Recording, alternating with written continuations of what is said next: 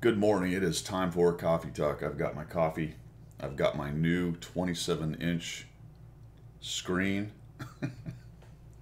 You were a little worried there, weren't you? bigger screen, compensating, of course. And I've moved the 23-inch over to the left. And I'm probably pointing to the right to you, but it's the camera thing. It's that weatherman thing where which way you're pointing while they're looking into the monitor. Coffee Talk, here we are. It is Sunday morning, a little bit late, 7:15, because I streamed last night, and I will be streaming again today on Sunday for quite a long time, so come on by and check out the stream. But we will do the standard stuff. I got the channel news, I got the missions and specials, we'll talk about those. Subjects du jour. We've got a new premium coming, maybe. EBR's getting a buff. There's a concealment video out. We're going to pick that apart like the grognards that we are. And PAX South, a little bit of news on that. All right, let's get started. Okay, so channel news. Okay, so that's how we're going to start all of these. Okay, so channel news. I streamed yesterday, like I said. I am currently doing the self-imposed 100 battle challenge, which is I am taking every tank that I do not have 100 battles in, and I'm fighting it up to 100. Now, tier 4 through 1, probably not going to get to those. If I happen to have any of those lower tiers in my garage, I'll go ahead and do them. I'm buying the tier 5s and above as I find them. So if I get to a tier 5 and there's only 50 battles in it, I'll rebuy it. I've got a bunch of garage slots still right there. So 100 battle challenge. I started the tanks that were in the 90s. Let's go ahead and update that just a little bit. Take a look at where I am. Go to the service record. You can see the pilot was spinning around right there, the T-25 Pilot 1. That is the one I was currently on. So if we come over here and we actually select correctly for vehicles, and we come on down here and you can see that. Dun, dun, dun, dun. There we go. So from the T-57 Heavy all the way down to the UDES 100 battles. So some of those were at 100, probably 5 or 6 I'd gone right to 100, but the rest of these I have completed during my self-initiated challenge. And here we are down on the Pilot 1. So we have moved into the tanks that are in the 80s, and pretty quickly we'll be into the tanks that were only into the 70s. And it's a wide mix, a wide variety of tanks, which has been interesting. So some lessons learned on that, actually. Discuss those here. First thing is, there's a lot of fun tanks that are not popular tanks that I really enjoyed playing them. Actually, if we can go back there, maybe I can give you a couple examples. There were a couple tanks I was not so fond of. And talk about those too, but we'll come back and take a look at the 100 battle tanks. And what did I like? Well, let's see. 57 Heavy was kind of fun, had a little bit of fun in that. Eagle 7 was already at 100. The M4, always a fun tank. T1E6, absolutely miserable. T1E6, miserable. Not because the tank's necessarily terrible, but that goes on to my lessons learned that the low tiers are chock full of either one of two things or a combination of the two things. Incredibly overpowered light tanks and small tanks, or clubbers. And usually those two merge together, running around in, it looks like the MKA is pretty popular. I don't know if that's because it's a good tank or if it's one of the newer or the newest gift tank. That's probably what it is. Or maybe a combo. Maybe it is pretty good. But it didn't seem like it was doing especially good. However, things like Panzer 1Cs, the Panzer 3E or something of that nature, and then I think it's a T2 Light. Holy cow. Every time that thing showed up in front of me, all I heard was the initial start of the sound of the gun, and I never really got to the end of the sound of the gun because I blew up. Holy cow. It's a mess down there. Now, this brings me to my next lesson learned. Something I discussed on stream yesterday, that end tier game or end game content doesn't have to be tier 10 necessarily in World of Tanks, but there's a couple problems with that idea. And the one is that there are the seal clubbers hanging out down at low tiers, and low tiers tend to be occupied by mostly new players and that kind of clubber core, I guess you'll call it. And I keep saying clubber, maybe they just like the low tiers, but that's kind of my point. And I'm not really sure what the fix is, but end game content in World of Tanks can be across the breadth of the game. Because there's interesting tanks all the way along, and they're kind of fun to play. The little pew-pew tanks are, frankly, kind of fun to play, but you really get the whole clubber... What's the word I'm looking for? You get the whole clubber label on you when you're down there playing. So you see that I didn't club very well in it. I was actually at 58% when I started, and by the time I got to 100, I was at 55. So they clubbed me, though. JPZ was rough. I called it the JP because my goodness, that gun will troll you. And if you're not careful with shots, like I am not, I'm more of a get the shot off fast and preserve hit points kind of guy. That's not how you play a JPZ. By the end of it, I started doing okay, and I had one really good game in it. So that was interesting. IS-4 I enjoyed, A44 I enjoyed, KV-13 was a mixed bag, although the KV-13, there was a challenge I did a while back to bring as many of my tanks up past 50% as I could, and that thing was sitting, I don't remember where it was, maybe 40 or 50 battles at 43 or 44% because I had played it a long, long time ago. So since then, I've actually done pretty well bringing it up to 52. I enjoyed it. It's not a particularly great tank, but I did enjoy it. T-34 was a lot of fun. That's a great little tank. I hadn't touched that thing in years. Black Prince I liked a lot more than I thought. Churchill 7, there's a video I've made of both of those. Enjoyed both of those. The Excelsior is just a fantastic Tier 5 premium tank. Nothing wrong with that. The Comet was pretty good. The problem with the Comet, I talked about it on stream, is you go from Cromwell to Comet to Centurion, and the Comet is just kind of the weak sister in amongst all those guys. But not a bad tank. I did enjoy it. Did okay. Cromwell B, I mean, come on, that's just a fun tank. FV, hated this thing. You can see I'm at 49%. I'm going to have to go back to it because I cannot let the 49% stand. I did miserably in that tank. It's fun when you delete somebody, but I had a rough time playing that tank, man. I just really couldn't make it happen. And there's lots more. 12T was fun. AT8, yeah, it just drives around and shoots people in the face. Even the Lorraine 155-50 had a bit of fun in that thing as well. I love the HT number 6. You can see I do well on it, 100 battles at 68%. 113, good tank. I really need to play it a little bit more and get better at it. Not that great. 45 TP, Leo. The Udez, I think, was already at 100. I didn't have to play that one. If I did, it was only a couple battles. So you can see that it's quite a wide mixture of tanks, and I have enjoyed it very much. Lots of lessons learned. So the low tier thing, there's a lot of fun tanks. The end game idea, I don't know how you fix that. You got to make it somehow to where people are enticed to play all tiers and enjoy themselves, but we try to protect some of the newer players so they don't get clubbed. I know that flies in the face largely of my idea that, you know what, get good. If you want to play the game and get good and not get crushed, then go ahead and do so. Put the time in, put the effort in, do a little studying and get better. I think, though, that right now we're a little too far on the new player experience being just complete face kicking down at low tiers, and they have a hard time figuring it out down there. The other problem with that is low tier is not particularly good at teaching the game. The middle to high tier game is quite a bit different than the low tier game, and we're going to talk about that later when we get to it because they've actually just put out a concealment video. I said we'd pick it apart, but it's actually pretty good. It's a little weird how they did some of it, but we'll talk about that when we get to it. But where are we, 8 years later, and finally these kind of things are coming out. All right, so I'll stream today. That's my update, doing the 100 Battle Challenge. Let's move on to the missions and specials. Ooh, look at that, wider screen. Wider screen on the second monitor, all kinds of room. Now my ugly face is not covering up important stuff. Well, not a lot of important stuff anyway. Hey, you can still get some boxes. It's today, 21 hours left, just about done with holiday ops. Then it looks like our, uh-oh, look at this. Unprofessional. My cam controller's in the way. Okay. 21 hours to get those things. What else we got? We got an STA. We got to get the Gross Tractor. Highly recommend. No, don't get the Gross Tractor. Get the Gross Tractor if you want, but it's weird. It's a strange little tank. Collectors would probably want it, but oh my goodness, is that 81? No, 61. Goodness gracious. T45.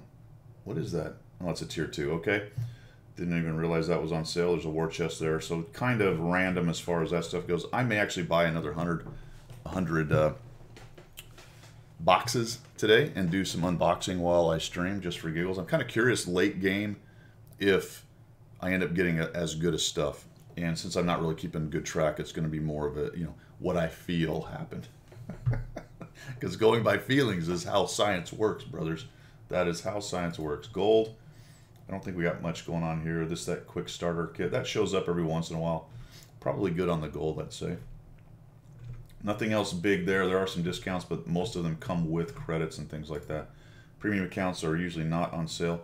There is a sale today. We'll get to it in a minute, but the specials, the Tech Tree Tier 7s and below premiums are on sale for a pretty good discount. So if you got it, if you're flush with gold from all these boxes, I would dig into the Tech Tree today and see if you don't want to pick up some of the Tier 7 and lower premiums that are now on discount for gold discount. So that's probably a good idea. 25%, that's not bad. That's just straight up 25% off of 30 days. Again, if you've bought any kind of boxes, you've probably got all kinds of days. But if you didn't, that's not a bad deal right there. See what kind of vehicles we got. Get the shill on. Spend your money. Spend your money. Just kidding. All right. This is my favorite part of Coffee Talk. Just sitting here and telling you to spend your money. Because all of it comes back to me. I get paid to tell Wargaming, or to tell you to spend money on Wargaming. That's how it works, because I'm a shill. And as a community contributor, there's a secret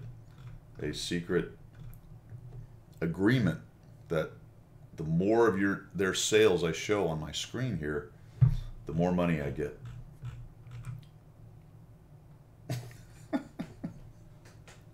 You know what this? There's probably look around you. If you're the one or two people that believe that, you need to rethink your life, please, for the love of everything. All right. What do we got? Type 62 is still there. The Gross Tractor, very strange, like I said. STA2 is it's a decent premium. It's not amazing, but it's decent. It's got good gun depression. The turret is okay-ish, so it has a hard time sometimes using the gun depression as far as poking turrets when it's being fired at. But as far as minimizing its exposure, it does a pretty nice job with that. And the gun is very accurate with a good penetration. And some other random stuff, nothing else. Man, it's really kind of boring because all the sales and things have already gone by, other than this weekend's sale on the premium tanks, Tier 7 and below. Notice that there's none of the Tier 8 premiums that are on sale. Weird, I wonder why that is. Schmaltrum gets a lot of hate, but that's actually a good tank. I like that quite a bit. I mean, come on, it's a Tier 6, I believe. So what do you expect? Tier 6. You expect a Schmaltrum, which is pretty good. Nothing else really going on here. So let's move on to the missions. Okay, people. Time for missions. Here they are. New Year Bustle. Almost done. January 14th. That's tomorrow. So 21 hours to knock out the last of your shard stuff. Get on your Deco Rider and try to get as many of the camos as you can. / finish up whatever decorations and get whatever prizes you can. I already did a video on that, so if you want to know how that works, you have to dig back a couple, 3 weeks, maybe 4 at this point. Right when the holiday ops started, there's some information on that, on how to do it. Remember that you don't have to pick up the crew. If you got it, they are in your barracks. Remember when we clicked on that and I showed you that over here where it says recruits, they're going to hang out right here until you recruit them. This was from the Excalibur mission right here. I actually got one of them so far. So back to missions then. Holiday ops are going for today. Tournament missions are going on. Those are still happening. We got 2 tank masteries. What are they? I haven't paid much attention to this.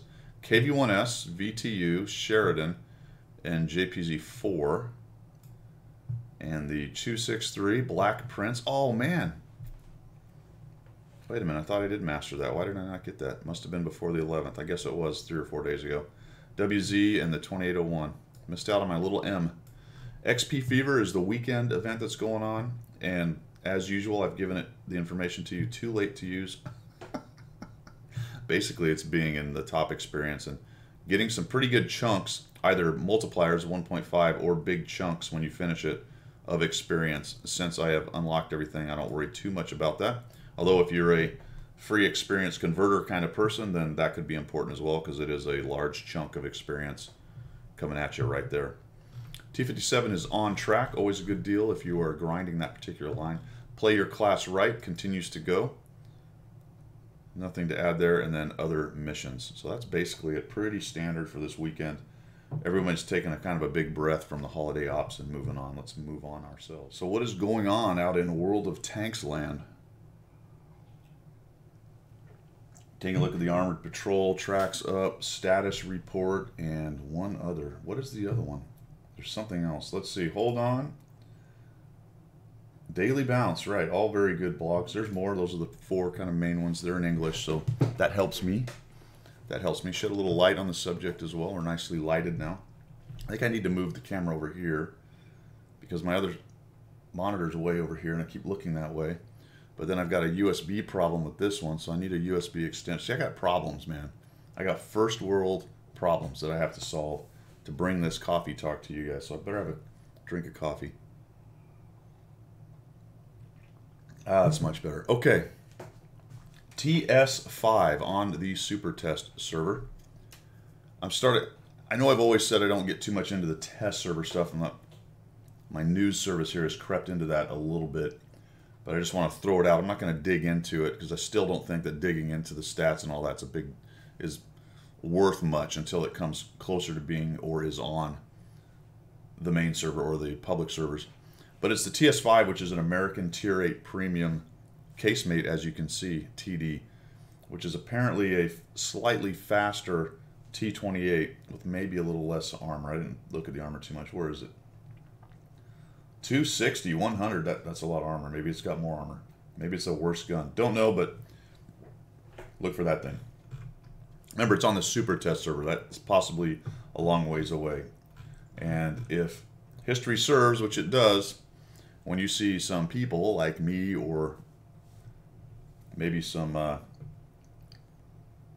employees driving it around, could be close. Could be close. Here's an interesting thing. The EBR stats have been changed and generally buffed. Generally buffed. So what has happened to the EBR? Let's take a look at it here. What did we get? We got engine power increase. We got braking efficiency increased. We got that little shift, if you remember, the shift from, I don't know what it is.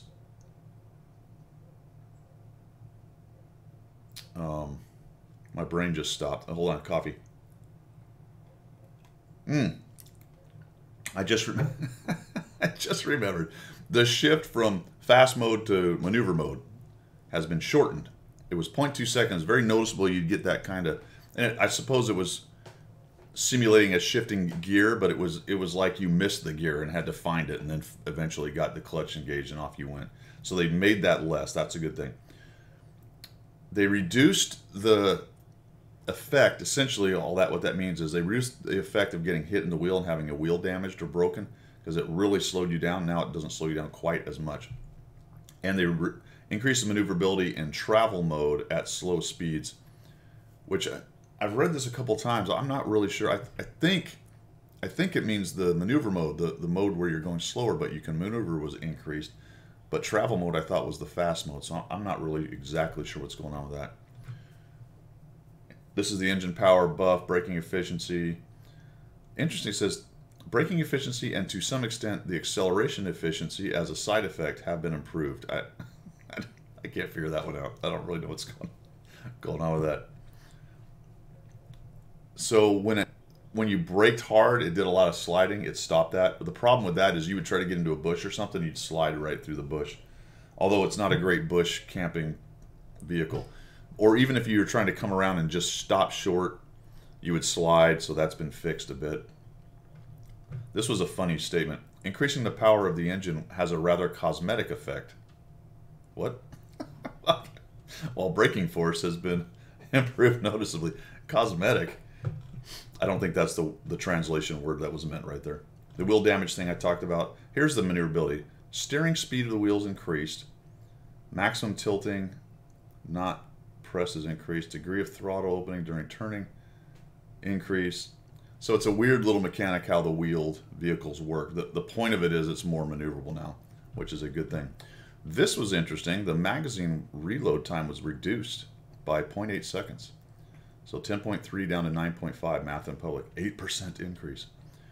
Adding a third round was considered but deemed inappropriate. Okay. Therefore, the efficiency of the magazine has been slightly improved. So essentially, they have improved the DPM by decreasing the reload time slightly without giving it a whole extra round, which, fair enough. And nothing else really there. So that's pretty much that. And we will move on. Okay, so queso. Queso. Need more coffee. This is a Sam's Club medium roast, which is pretty darn good for a Keurig K-Cup kind of idea. And it was cheap, which is fantastic. Good and cheap. I'll take it. I mean, it's not great, but it's good. Concealment video.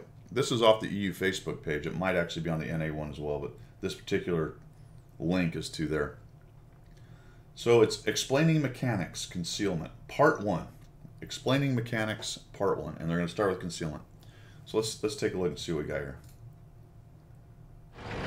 It was in March of 2012. The devs added 22 new perks. We trained our crews as best we could. Brothers in Arms, Sixth Sense, Eagle Eye, Intuition, Dead Eye. With such a variety, many have forgotten what concealment is.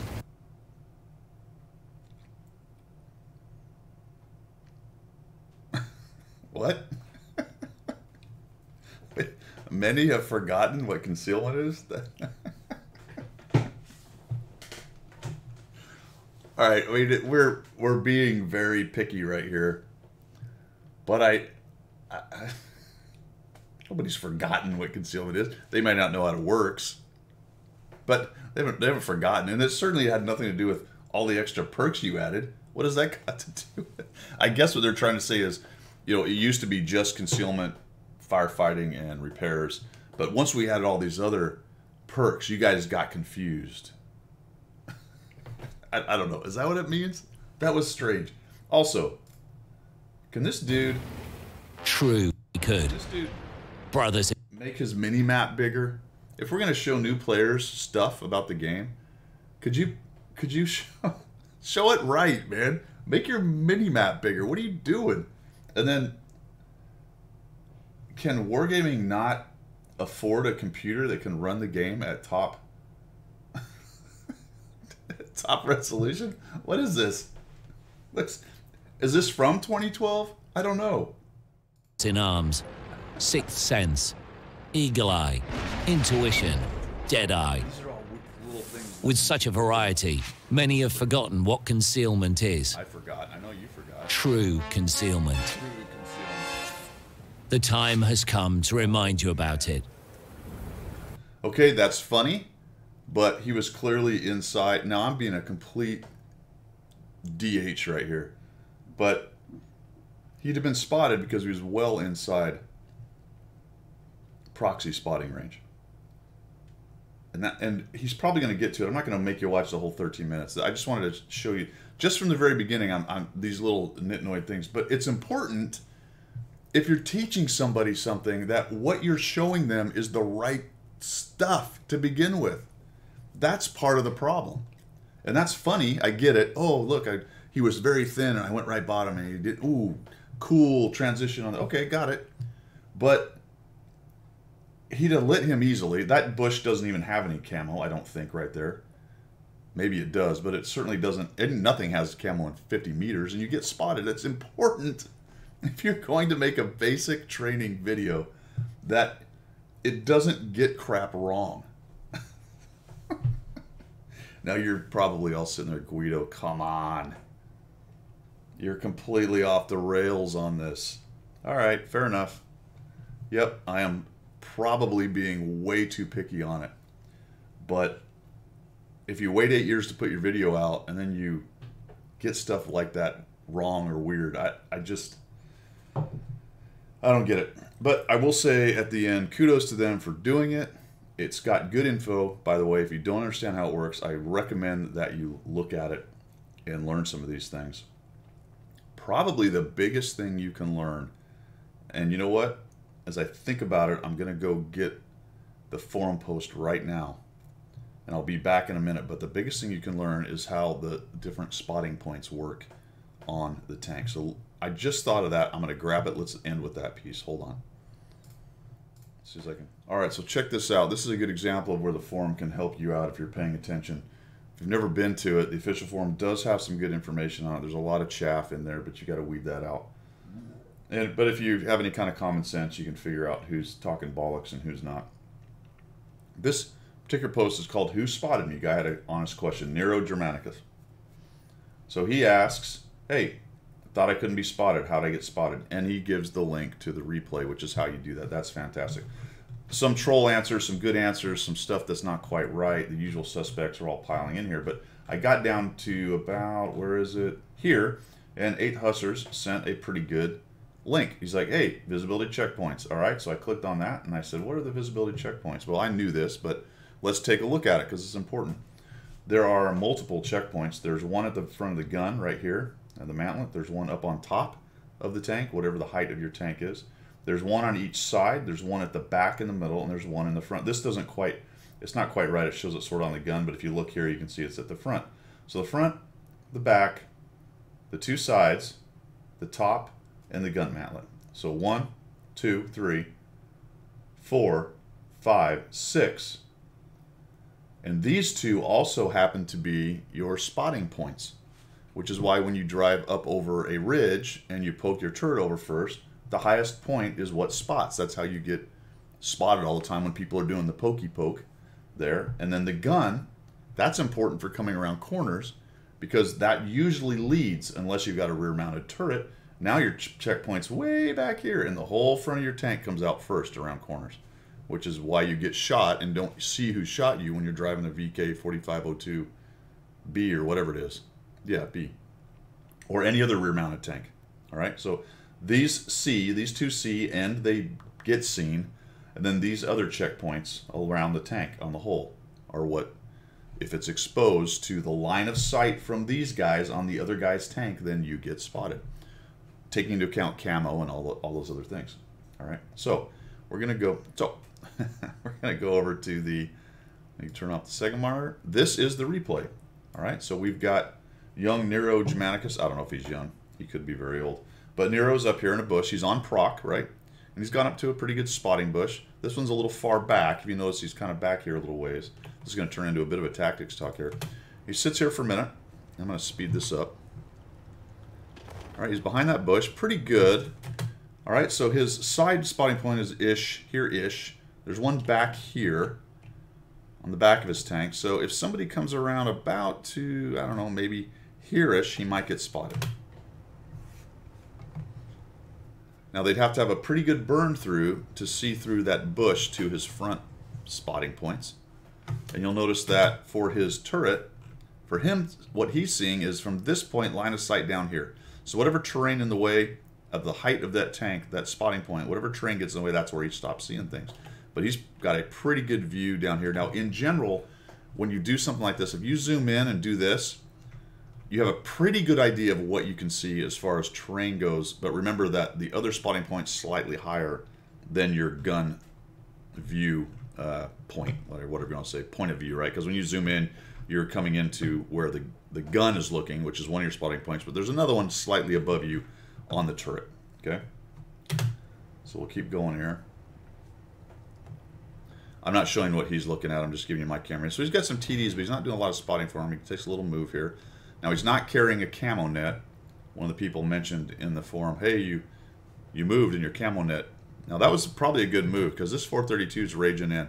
So his middle spotting point is there. Even though the butt of his tank's sticking out, that spotting point is right there, covered. And that's going to be important to this one. So he dies right there. Now look at the relative angle and consider his back spotting points here, covered. His side one, front one, top one, everything's covered. So that 432 did not have a really good view at him. It did have some burn through, but clearly not enough to get him spotted. So down goes the 432. He's dead. Speed this thing up a little bit more. Because what's going to happen is Nero's going to move up. He wants to get up into another bush up forward here. Comes to here. Watching what's going on. He's a little bit more forward. And now he moves up into this bush. So we're going to go ahead and go 1 time speed. So initially, pretty good from this direction, right? None of those spotting points are poking out. If somebody comes this way though, because that side point's about here-ish, so we'll just make an angle, they would really have to come somewhere in this general area right here to see him for that spotting point that's on his side. There's one at the top as well. If your top of your turret's sticking out of stuff, then they can see you on that point also. So he starts creeping here, creeping, and man, he's getting close though, isn't he? All right, so he spots the Ferdinand. He's in this bush right here, but he's okay. He's close though. If we look at it, he's very close.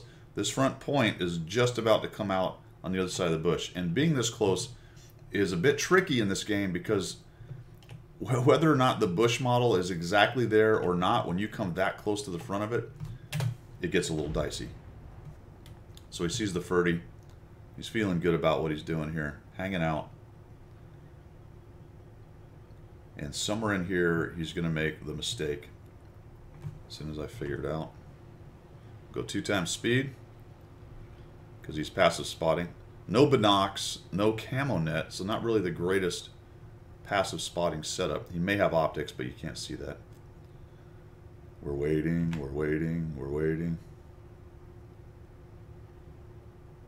I promise it's going to happen. Maybe I'll have to edit this out. Come on, Nero. Get to it, man. Get to it. Guys are dying. They're talking. All right, here we go. He makes that shift, and he comes out, and he exposes that front spotting point. And this is what I'm talking about. It sort of looks like the bush has got him covered, maybe, but that point's right there. There's also, if someone's higher, there's a view right through this little V to his top spotting point, but most things will be down lower. If you look at where he could be spotted from, it'd be more an angle like that.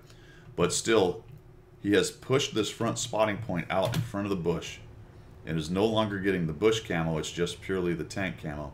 And he's going to melt right here. Somebody sees him, he's just hanging out. Takes a little while. Now when he pushed out, there was probably not anybody close. But he's not seeing anyone who moves up, and they move clearly due because they spot him right there and take him down. More than likely he was seen. Also, died before Sixth Sense could go off. Or, potentially, I didn't notice, maybe the commander was killed on the first hit, and he didn't have Sixth Sense. Quite a few things could go on there. It's possible that 2 guys blind shot the same bush. I'm just looking, actually, to see if they were in platoon. They weren't. The Scorpion was platoon, but he wasn't platooned with the Sturv. Possible that they shot the bush, but more than likely he stuck that front spotting point out from the bush and got hit. All right, so that's your impromptu tactics talk for today. That is it for today, folks. Time to get to some tanking. I'm going to wrap this thing up, edit, you know, because my fantastic editing, and send it out. I'm nearly out of coffee anyway, so I got to recharge it. It's cold.